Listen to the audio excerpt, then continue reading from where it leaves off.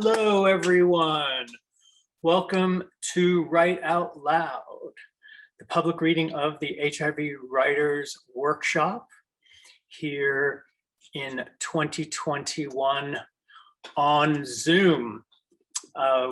Thank you all for coming on Zoom. I wish I could have invited you all to our public reading in person. We usually have that at the Advanced Health Science Pavilion at Cedars-Sinai. Thank you, Cedars-Sinai, for supporting us with space. We're going to be back there in person. When we meet in person, we have a lovely event. We have a few little snacks and a nice lunch, and the Sisters of Perpetual Indulgence come and do a wonderful ritual of the reading of the names of the people who have been in the workshop who have passed. And we wish we could all be together doing that, but unfortunately that's not the case now. That's soon to come. Better times ahead as always. Speaking of which, the AIDS epidemic has changed and so has the workshop. It's a beautiful thing. When I came into the workshop in '97, surviving AIDS myself, guys were rolling IV poles in with them and not returning long after. And it's a beautiful thing that the AIDS epidemic has changed. It's unfortunate we don't have a vaccine for it yet, but that's a different Oprah. And I do want to tell you that the Writers Workshop has changed too.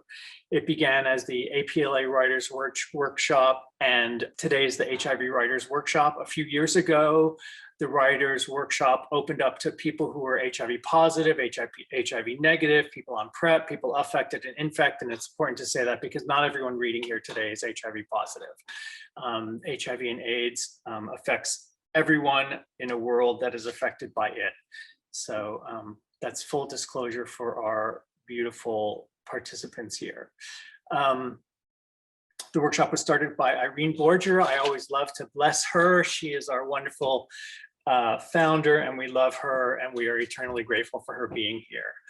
I don't want to talk too much more about the workshop. I want to let you know that the workshop is always provided free of charge through the grateful acknowledgement of the Los Angeles Department of Cultural Affairs. If anybody has a desire to write and who would like to come join us, listen up. I want to put this out as an invitation for future workshops that will be conducted. You can always contact us through our Facebook page here. So without further ado, I want to get started with our reading. We had a few changes in our lineup today, and that's all good. We roll with it. And I first want to say that this first piece is written by a member of the workshop named Tanya Young. Unfortunately, she's not here with us today, but she's been a member of the workshop for a number of years, and I didn't want her work to go unacknowledged. So I'm going to try to dive in and read this cold. I'm familiar with the work, so it should be okay. We have a tradition in the workshop where before people read, if they're a little uncomfortable about what they're about to read, even though we do create a safe space in the workshop, also sometimes it can be very intimidating to read to each other, so let alone to the public here. So I want to give kudos to all the writers who are writing here today. We had about 15 people start at the workshop, and this is a lovely group that are of the daring ones who are willing to read with us today and share their stories. So I'm going to use my excuses. This isn't my writing. I'm going to do my best, and this is a really powerful piece. I'm trying to make the most of it. Okay, that's my 3 excuses I got to read. Okay.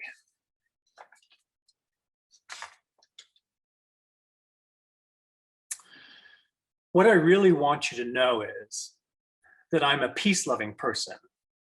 I scurry along Hollywood streets littered with COVID masks, holographic Kush bags, and tiny meth Ziplocs. I nimbly step over the detritus, walking to work, the grocery store, and the post office. Lord knows you can't securely receive mail or packages at home anymore, not for years now. I had 15 minutes to round the corner of Las Palmas at Franklin Avenue to get home in time for Zoom writing class. Not enough time, but I couldn't shortcut that corner and cross across the grass. Not since the super tent got pitched and turned our Whitley Heights community upside down. Supertent has electricity tapped directly beneath from LADWP concrete slabs. The SoCal Power Company got hip to the street folks tapping in at the base of streetlights and moved the wiring up to power line height, 20 feet off the ground. So the taps went subterranean. Supertent got air conditioning, flat screen, and cable. I don't have cable, not with my budget and rent being too damn high. More compellingly, Supertent got regular round-the-clock visits from beater sedans, the kind basted with matte house paint and tricked out with chrome edges, neon lights and spinners, pimped just like on MTV. Supertent's got Stolen Bicycle Chop Shop is always churning out product, hanging carcasses of unused spoke wheels and chassis from the flower trees. Supertent has completely taken over the Las Palmas Senior Center polling station. Marine veteran seniors who live in the historic Montecito building avoid that whole corner of the block. So I break very wide of Supertent. The tarps, pop-up frames, and tactical camouflage are one part theft from film productions, one part military training, and a whole heap of ingenuity. I'm not going to say desperation. My eye is too discerning for that. While some folks end up living in their car or a tent because of homelessness, let's call Supertent what it is: commerce. I see neighbors slipping into Supertent at dawn while out walking the dog.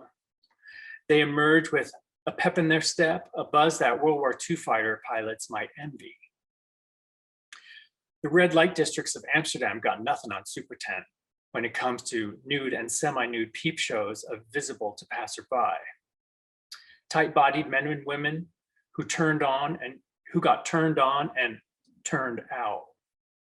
Sometimes the sex workers try to escape Supertent, wandering up the block with no pants or chonies on.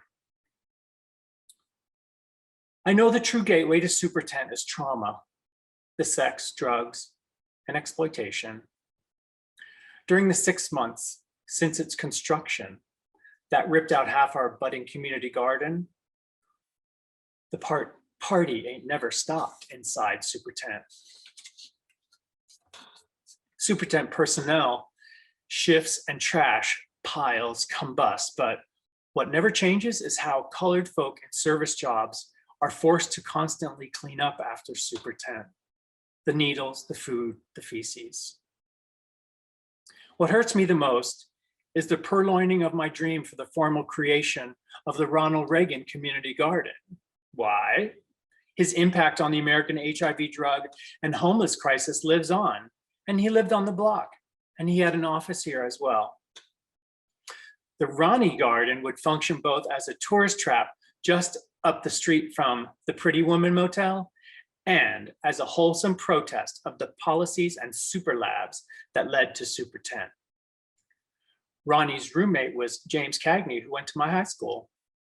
Ron not only ran our nation, but also, more importantly, during this possible IATSE union strike, was president of our acting union, SAG-AFTRA. I think a lot of out-of-towners could benefit, more accurately remembering this forgotten Hollywood movie star and war hawk oil industry figurehead. We will post movie stills and audio where Reagan's administration joked about and dismissed HIV/AIDS as a gay plague that had killed thousands by 1984. Also host to an installation about Big Ron's legislation eliminating inpatient care for mentally struggling Americans that contributed to our ongoing homeless and drug crisis.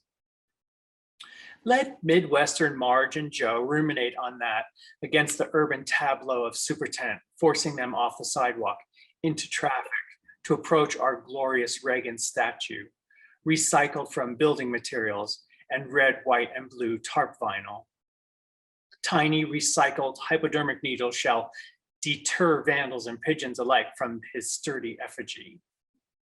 Like the buskers on Hollywood Boulevard who charge to take their picture, Reagan lovers can photograph our American-made statue, but only if they buy a t-shirt at www.ronreaganhomegarden.com. Thank you. And we are going to now hear from Timothy. My name is Timothy, and my piece is called Not Again. It's the same old thing. People judge me, people love me. The same people take care of me. The same people live in a world of selective insurance. Sometimes I want to vote for the red, where problems are distant and cheap. If the wild forced me to swim with the blue. I mean, I'm sorry it's expensive, but not sorry. It's the same old thing. Many moons ago, it was the gay who suffered, not exclusively, but famously. I noticed that it's not our turn this time, not this time.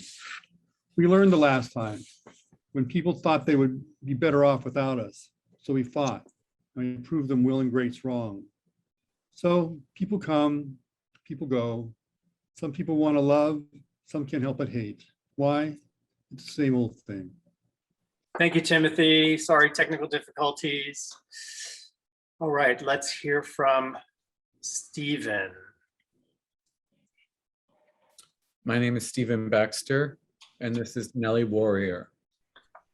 I remember when the Gay and Lesbian Center was on Highland Avenue, and they called you by your number 2 weeks after taking your blood. I remember the guilt. I remember the shame, but I don't remember the date. Most people remember the date. I should remember the date. I remember when I had cheekbones and a 29-inch waist. I remember being too fabulous and not fabulous enough. I don't remember ever being innocent. I remember meeting them in obscured bushes and bars, but never experiencing sex and love at the same time. I remember when he said, "Be good," and I knew that I wouldn't. When he said, "Forever," and I knew that wouldn't be a long time. I remember that I said, "I love you," and didn't mean it. I remember being noticed sometimes, but not cherished, never adored. I remember when television was my babysitter. I remember being picked last and never chosen. I remember that I wanted to be called Stephen, not Steve. Baseball players and astronauts were called Steve. I didn't want to be a baseball player or an astronaut. I don't remember what I wanted to be.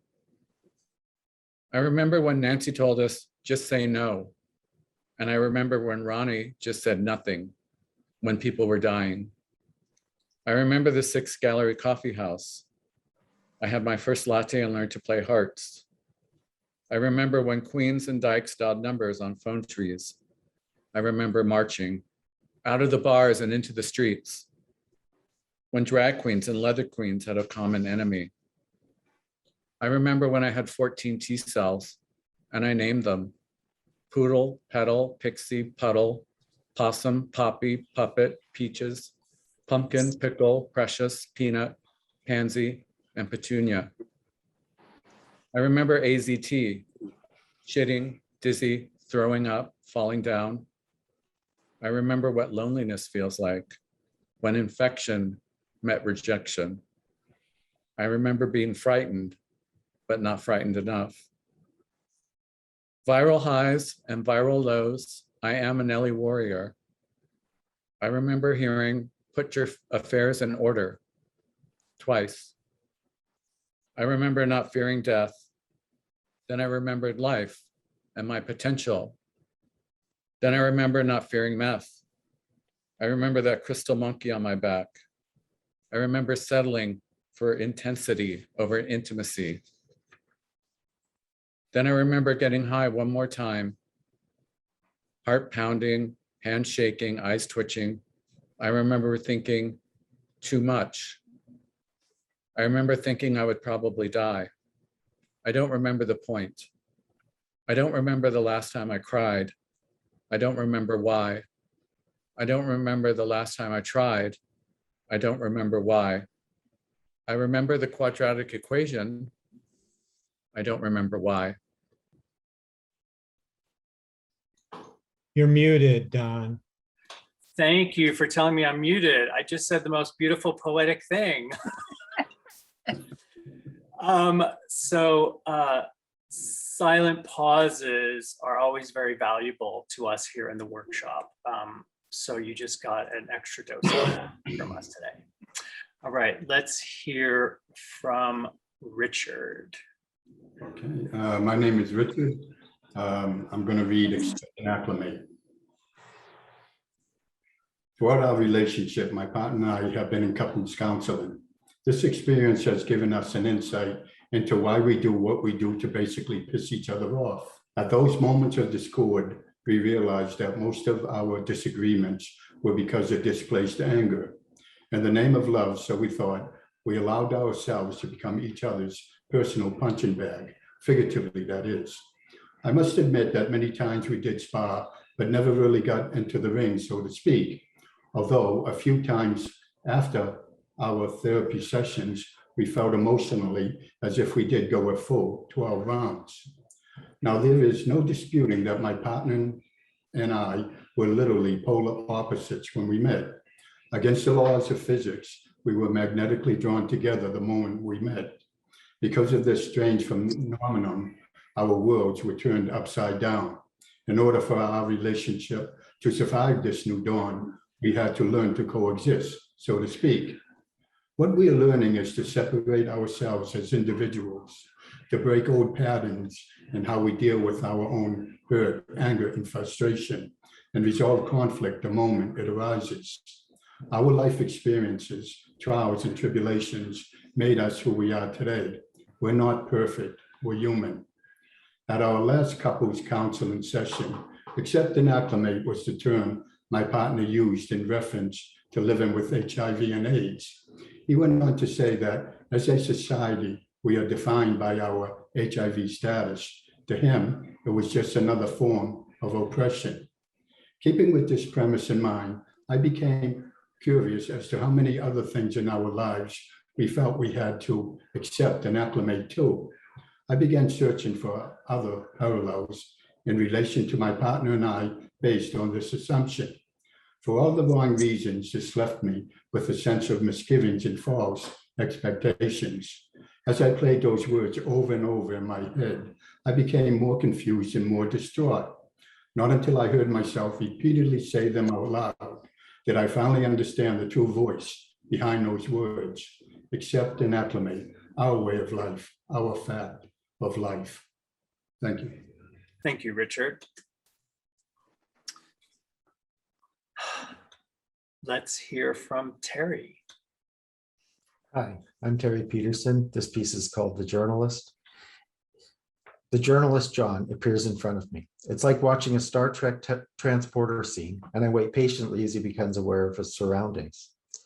Wow, that was fun, John says sarcastically to no one in particular. I feel a little woozy. He puts his hand to his head, seemingly a little unsteady. As he regains his composure, he looks around in wonder, then finally notices me and smiles widely. What a beautiful dog, he says in a playful voice, like he's talking to a small child. How you doing, boy? Where's your owner? He doesn't wait for a reply. He looks around again curiously and says, actually, where am I? He's again speaking to no one in particular. I think he just likes hearing his own voice. You're in our medical bay. Sit down. I'd like to run some scans. I respond telepathically while pointing to a chair with my nose. Who said that? He says, looking around wildly. I did, I respond patiently. He looks right at me and says, no way, are you a talking dog? That's incredible. Who are you? I'm Bear. I'm part of the Schipperke Council. And as you've surmised, I'm not human. I run the Reformation Lab. I'm confused, he says slowly. Where exactly am I? We're in Ojai, California, on an olive farm, I respond. I'm from New York and just boarded a plane. How did I get here? John asks. His demeanor changes as his journalistic mind kicks in. We've developed technology that allows us to trap your essence from the astral plane and reform it back into its physical form, I respond. My essence? Why would you need to trap my essence? John asks. 4 days ago, you died in a plane crash. We determined that you were too important and needed to undo your death, I respond. That's not possible, John says skeptically. Technology like that does not exist. And if it did, trust me, I would know. My main focus as a reporter is in emerging technologies. That's because it isn't a human invention, and we ensure that they know nothing of its existence, I respond. You mentioned that you're part of the Skipperkey Council. What's that? John asks. We're a benevolent group of Skipperkeys tasked with ensuring the preservation of this world and its timeline, I explain. The council's been here for millions of years. We control time and, as you are now witnessing, death, though both are limited to a 9-day window. So I'm in an alternate reality? John asks. No, this is the same reality you've always been in. Nothing's changed as far as you're concerned. You just survived the plane crash. Actually, we've modified all of the records to show you missed the flight and nobody will be aware of your death. But I know, John says. Why are you telling me all of this? You know I'm a journalist and I'll publish this whole conversation. People need to know about your technology. I'm telling you this because when the process is complete, your memory will be wiped, I explain. As far as you'll know, you missed the flight and will have to reschedule. There will be nothing for you to write. How do I know that you're benevolent? John asks. You have a great power that could easily be abused. We've been on this planet for a long time as servants to humanity, not as their leaders, I respond. We've no ambitions beyond our mandate to keep this planet safe. Okay, so what are you afraid of? Why does the Earth need to be protected so much? He asks. We've researched the 6 mass extinction events on Earth in great detail, I respond. Based on the information we have using the timeline device, the Earth will enter its 7th mass extinction event starting the year 2100. Our ancestors witnessed an extinction event firsthand and made a promise that it wouldn't happen again on this planet. How are you going to stop it? John asks skeptically. Well, we're not sure we can stop it, I say slowly, but we can slow it down until we figure it out. We've made sure humans survive this long by giving them technology at the moment it's needed. Where'd you think the microchip came from? How about vehicle battery technology, photovoltaic cells, LED lighting, and Velcro? John looks a little stunned for a minute, then he frowns. Why'd you save me? Why am I so important? As you stated, I begin, you're a journalist that works on emerging technologies. In a few months, a new technology will come out that looks very beneficial on paper, but your research will find out the truth. The product is awful for the environment and humanity as a whole. Your articles will kill the product. If you aren't there to write those articles, the product will be released and the results will be catastrophic. I smile sadly. I've enjoyed our chat, but it's time for you to go now. My smile brightens. Live long and prosper, I say with a chuckle. Sorry, I just had to say that. John is then gone in the same method he arrived. Thank you. Thank you very much, Terry. All right, let's hear from Steve. Hi, my name is Steve Keys, and I'll be reading a piece called Letters to Santa. What I really want you to know is that I don't know shit. I don't even know what I really want you to know. I guess that explains why a lot of the so-called realities of life continue to confound and baffle me. Why are things like they are? Why are some people such clueless, ignorant assholes? What is the teachable moment? What is the takeaway? I said I don't know shit and I meant it, okay? When I was born, I tried to crawl back in. That's where it all started. Who knows what's going on in this confusing, chaotic carnival world we're cast into without any say? Who asks for it? Not I, or me, or whatever the proper grammar should be. My parents already had 3 kids. Why did they need another? But it happened. I happened. So there it is. And here I am, back at the beginning. Who knows anything anymore? And it seems to be getting worse, not better, with no reassuring, acceptable answers in sight. When I was a kid at Christmas, we used to write letters to Santa Claus, back when there was one. I have no recollection of what I wrote in these letters through my protracted childhood and adolescence. I think I was still writing them at age 16, but please don't repeat that. I wanted to believe there was something or someone like Santa Claus who would swoop down in a reindeer-driven sleigh with shiny presents that would entertain and distract me from the harsh realities of life, which at that time, at the age of 8, were, in alphabetical order, the dentist, math or anything with numbers, my sister, sharing food, and what was happening down there. At the top of my gift list, I probably had something Mickey Mouse, not in the simplistic or prosaic sense, but the actual Mickey Mouse. I grew up from an early age drawing, mostly cartoons copied from TV and comic books. Then I branched out to my own creations. I just did it without any thought or hesitation, all the while being constantly told this was my calling, my meant to be. At the age of 6, I was the next Walt Disney. Unfortunately, I wanted to be the next Mickey Mouse, not the drawing or animated megastar to millions, but the actual thing, the real Mickey Mouse, an animated rodent with a high squeaky voice whose triumphs and misadventures flickered across the screen. I ached to be thrust into an alternate reality that had nothing to do with anything remotely human. Imagine my surprise and disappointment when I realized my longed for transformation was not to be. No Mickey for me. I retreated. I went into a seclusion not unlike Norma Desmond in her decrepit Sunset Boulevard mansion with her monkey. And we know what happened there. And if you don't, watch the movie. After some time and hormones kicked in, I found other meant-to-bes, which I proceeded to pursue with a laser-focused single-mindedness of purpose that had nothing whatsoever to do with Mickey Mouse. Thank you. Thank you, Steve. And let's hear from Pamela. My name is Pamela Dunlap, and I'm reading Crosstown. My last time in a crowd began on the subway, the N local from Canal to 42nd Street. It was 6 p.m. and more crowded than I have seen in 16 months. Hot and sweaty. Dew hung from the overhead bars, and large people fanned themselves while small pools of sweat formed above their eyebrows. But it was all a warm-up for the 42nd Street Crosstown bus.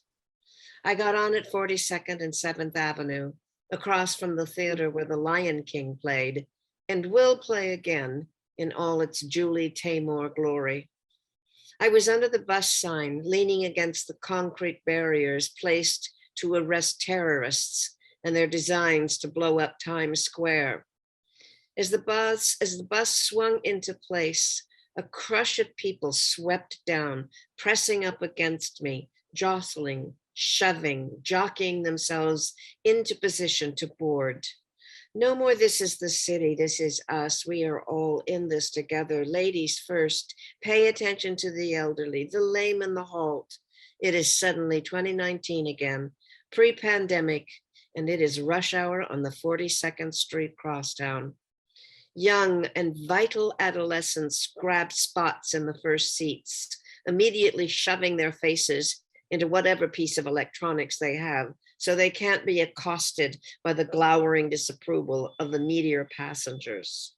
Small women in office attire have their noses pressed into the armpits of exhausted sanitation workers. Dishwashers and plumbers, busboys and messengers all scramble and hustle their way down the center. People stumble over carelessly placed feet, vaulting forward, catching themselves at the last moment on the waists of large-breasted women who overflow their seats on the aisle. Simpletons breathe heavily through their nose over the top of their masks in useless compliance with the urgent reminders to be masked on the bus. Sticky, wet, hot air bonds us to one another in a humid misery. I've quickly grabbed one of the first seats, staking out my entitlement, my privilege, my award for aging in the metropolis. A dubious achievement, hard wrought, but of little value. I draw my knees up close and tuck my feet under the seat, quickly avoiding a collision with surging passengers, scavenging for a place to stand, a squat, a bus seat, something to press their legs against instead of assaulting a seated passenger with their bodies. I breathe heavily under my mask, a barrier, however thin, between myself and the others, as I am not of them. I have been in solitary confinement for more than 15 months. My journeys through the city have been lonely acts of solitude, quiet, companionless, untangled from my fellows. The only evidence of a smile, a crinkling of the eyes, none of the usual eruptions into conversations with strangers, since it's too difficult to understand what is said behind the smear of fabric plastered across our mouths. And now this, thrust into the chaos of a crosstown bus on 42nd Street in the midst of rush hour. The city's opened up again, a giant mouth of a dragon belching out masses of steaming, disheveled people to the burning streets, as if it never happened. Close the door on it, put it all behind us. No memorials for the dead, the bus drivers, the subway workers, infected and drained of breath. No moment of silence for the decimated city, the erased neighborhoods, the valiant little bodegas and delis, the pizza parlors, the cafes, closed, shuttered, bankrupt. Back to business, a wet wad of humanity lurching towards the Hudson River with no memory of a plague. Thank you. Thank you. We always in this workshop, we make a lot of space for that within us, which is organic, and that within us, which comes naturally. And we always have space for our misgivings and our shortcomings, and we allow ourselves to be honest. And it creates a space for people to really be honest and share what is most valuable to them through the written word and here translated into the spoken word. We put pen to paper and we don't think, we don't cross out, we don't edit, and we don't worry about spelling or punctuation or looking things up. And we allow our consciousness to open and flow through onto the page, and we vomit out shitty first drafts and we share those with us, with each other right after we read it. It takes a lot of guts and a lot of core to do that. And I'm so honored by all of these honest stories that have emerged. And I just gotta say, I'm feeling, we have moments of inspiration, and we think on our feet, and we make decisions about our creativity and how we function in the workshop and what we're going to write, and we trust our intuitive power to do things. So I have to trust my intuition right here, and I'm going to do something. So I read Tanya's piece at the beginning of the reading because she wasn't here yet, and she's here now. And I really want everyone to hear Tanya's writing in her voice. I think it's very important, and I think it's just. And I would take Tanya early, late, midstream, whenever. She's been a wonderful backbone of this workshop for a few years now, and I just want to honor her and give her that time and space to read her piece. I hope she's down for that. She's usually down. So without further ado, let's hear Tanya. Please introduce yourself and say the title of your piece for us.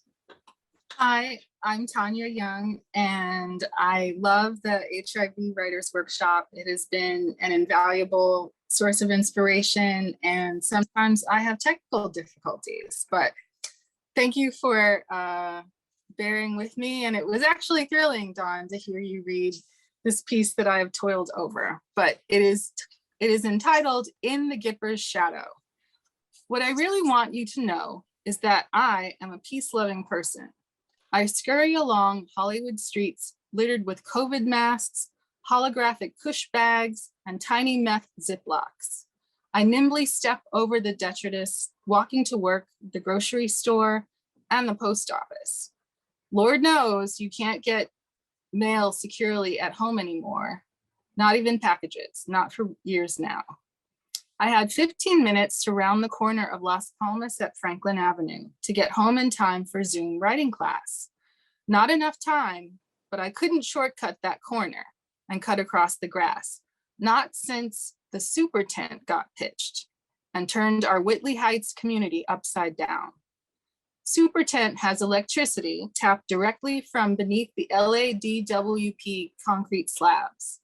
The SoCal Power Company got hip to the street folks tapping in at the base of streetlights and moved the wiring up to power line height, 20 feet off the ground. So the taps went subterranean.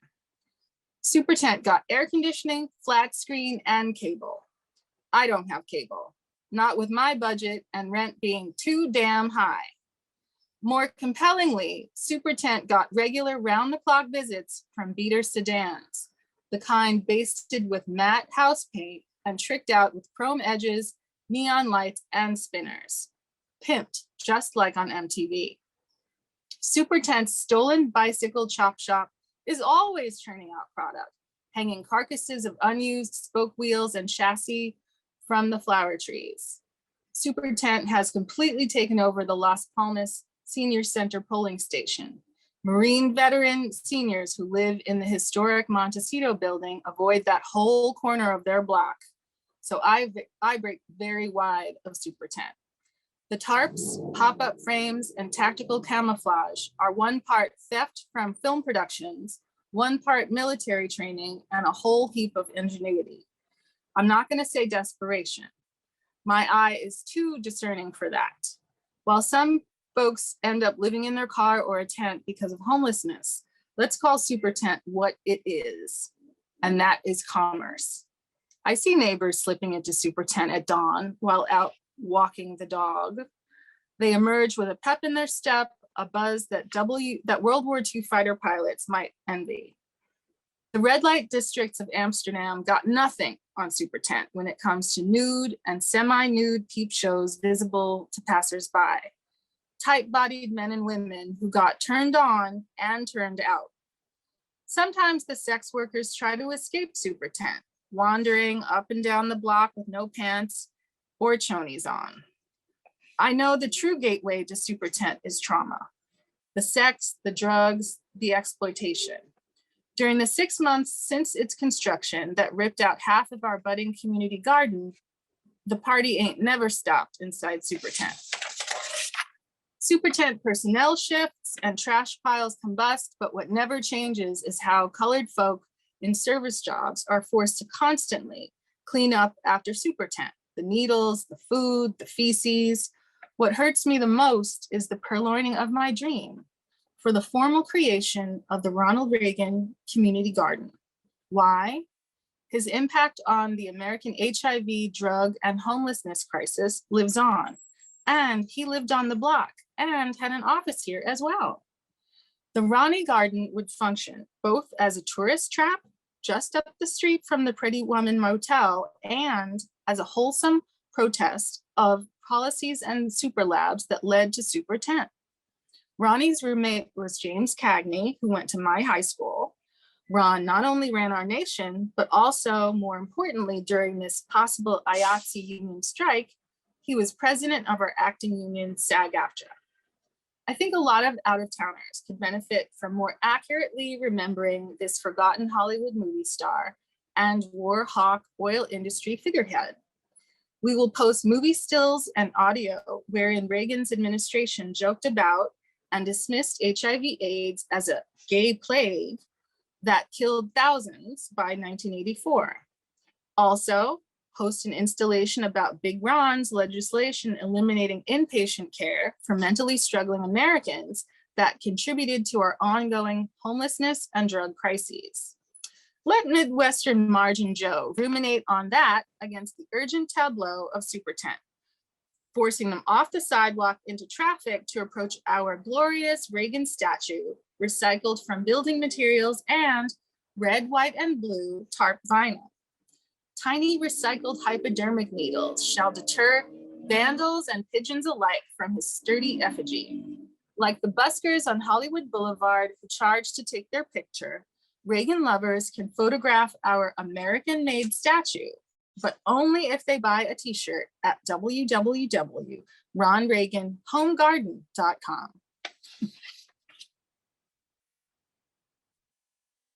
Thank you, Tanya. Yes, that was so much better than how I read it. Really appreciate that. Oh my gosh, this was wonderful. Thank you to everyone. I'm so grateful to all the writers who come to the Writers Workshop year after year. You know, in 2007, the workshop was facilitated by Andre Burke, and Andre died of AIDS. And some people in the workshop asked me what's going to happen to the workshop, because I've been helping him facilitate it and keep it going a little bit when he was sick. And they asked me if I would do it, and I said yes. And this has been just such an incredible journey for me, steering this for all of us. You know, I joined the workshop in 1997, recovering from full-blown AIDS, and a friend who was in the workshop said, you know, really you should come to this, think about coming to this workshop, maybe doing something creative to help you process what's been going on in your life might really help you and help you kind of come back into the living. And it did. And I've seen people who come to the workshop year after year, this beautiful transformation that happens in their heart, it happens in their confidence with their own creativity. They're coming to terms with the nature of their voice and their sense of identity. And it's just this wonderful process that I get to experience. And I'm so glad and so grateful to all of you for sharing that with me every week. And I look forward to continuing this tradition on and on year after year with anybody out there who wants to come and write with us. You are all welcome. We are open to everyone. It's been such a great journey today. We heard a story of a memoir in 2020 hindsight vision of the AIDS crisis and its lasting personal effects. We heard a story of the need for coexisting and learning how to accept each other. We heard a fantasy fiction story of a world where an advanced species of being comes to save the world by living amongst us as dogs. We heard a journey into the stimulating, intimate mind of a person excavating their childhood psyche. We heard a memoir colored in COVID, drenched in the magic and madness made only in Manhattan. And we heard an ironic but truthful personal essay on the decline of civilization in the real Hollywood. And if that's not a phenomenal lineup and anthology of tales of reality and life, I don't know what is. So thanks to all of you for reading today. Yeah, round of applause for yourselves. I want to give extra thanks to the Los Angeles Department of Cultural Affairs who helps us do this and continue this tradition. I look forward to seeing all of you in our in-person readings again. So we can celebrate all this together. Thanks to the other organizations who have always helped to support this workshop by putting the word out about it. Being Alive, California Men's Gathering, the list goes on. And I'm super grateful to everyone. So I've heard enough of me. Thanks again to all of you who read today. This has been fantastic. I'm blessed and honored to be in your presence. And I'm going to say goodbye to everybody live on Facebook, and I'm going to log off. Bye, everyone. Thanks for coming today. Thank you. Fine. John's the Thank best. you, John. Bye. Thank you.